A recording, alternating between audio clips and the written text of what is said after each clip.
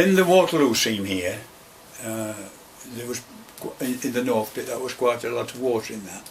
You know, it was a bit mucky, but it was quite hard, bright coal. But it was low, very low. You was setting perhaps 2'6", 2'8" props, or only perhaps a yard extraction. And then we went into Dunsell. Well, Dunsell fluctuated with swillies and what have you. It could be 4 foot, could be 5 foot in various times, you know. And then from Dunsell we went on to, we had the machine shearer we had in the Dunsell on 70s phase. Oh, it were very hazardous conditions in there. Shearer were buried more times, like, you know, because at that time they operated a prop-free front face because the machine had got to go and cut the coal. And then we used extenders bars, but invariably it was roof were down when it come in. Anyway, it wasn't a success on 70s, but we had it on 80s and it was pretty good. We had another one on 8. I went to work as a shop fire on there. We had a bloke deputy named Bill Ann, and he was a good hard working deputy he was. And men respected him a lot, you know. And the conditions on that face were pretty good. And I knew the chargeman lived topside me at New Ufton, Collins Street. And he was a pretty decent bloke, he was a good lad. He had 2 lads, both worked here. And we came from there, we went on to a face called, we numbered 23 years. That were bad conditions. In fact, we had to, it shut off at one end and we had to cut through and drive heading through to it and met it. We was about 8 on us entombed in there, you know. I remember Shot Bolt taking Jack Davis's bottle off him, Dudley, water bottle off him. He says, "That's mine." He says, "You can't, if we're going to be here a long while, we're going to ration it out." You know, I always remember that.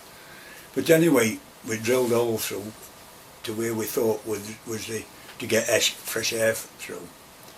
Whilst it was caved in at one end, it was caved in behind us. And there was about 20-yard difference, and we had to fire a shot to get us a hole through so we could rake it through. We had to lean a steel pan up and all get it back on it. Well, I twisted keel like that one, you know. We didn't put a deal of powder in, but anyway, we got through, and then we headed the face out again. And that face carried on, and it changed from 23s, 24s. Then we went on to 49s. Which was working towards Shirebrook.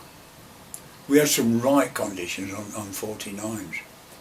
Bob Tyler, he was one at Chargeman, he just passed on.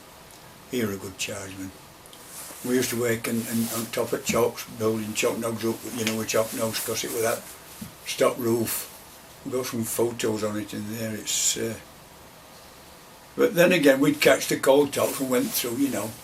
And when we got near to Shirebrook, we fell through into Shirebrook, knocked our booster fans off so that they wouldn't pull all air from Shirebrook.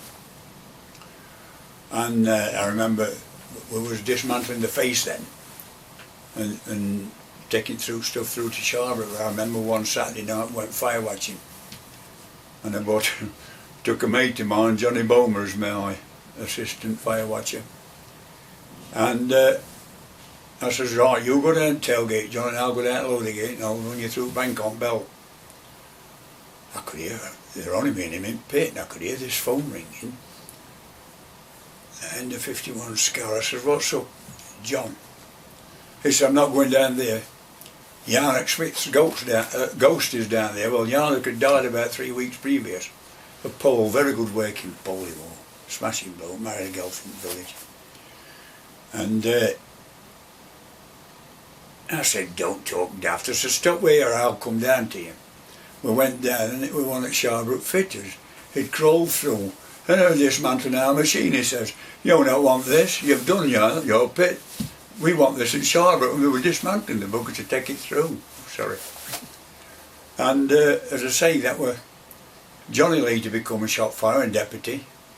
A big mate of mine, John was.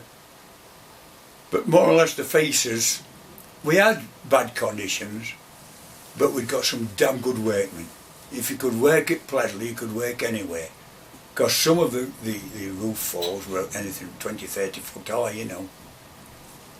And as I say, Albert Shotbolt, the other man, he were very good on face, you know, as regards bad work. We was calling it bad work, Bobby. He'd come and give you a hand and what have you, and they were pretty good, Albert were.